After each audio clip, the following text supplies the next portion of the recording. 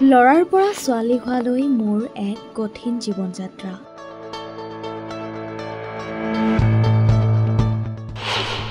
অতি কষ্টৰ মাজেৰে দিন পাৰ কৰি 22 বছৰ বয়সত সিমৰন নামেৰে মই নিজকে পৰিচয় দিলোঁ।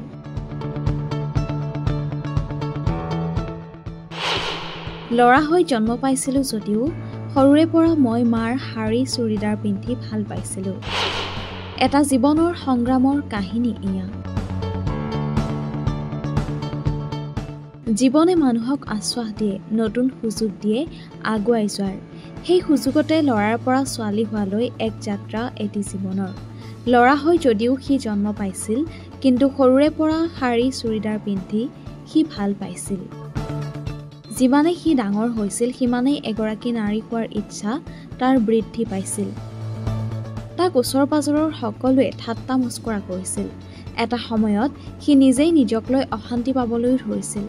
আনকি 3বাৰকৈ সি নিজকে শেষ কৰি দিবলৈও বিচাৰিছিল। কিন্তু 20 বছৰ যন্ত্ৰণাত ছটফটাই থাকি অৱশেষত মাক দেউতাকক সি ছোৱালী হ'ব খোজা কথাটি খুলি কৈছিল। আৰু সকলোকে আচৰিত কৰি মাক দেউতাকেও বিনা দ্বিধাই তাক আঁকোৱালি লৈছিল। সেয়ে সি তেওঁলোকৰ সাহসত কঠিন অপাৰেশ্যন সম্পন্ন কৰি লৰাৰ পৰা ছোৱালীৰ জীৱন ল'লে।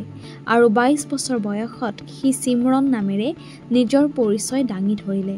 সঁচাই আত্মাক সুখী কৰিব পৰাটোহে আটাইতকৈ ডাঙৰ সুখ, যি সুখ আজি সিমৰনৰ জীৱনত উভৈনদী।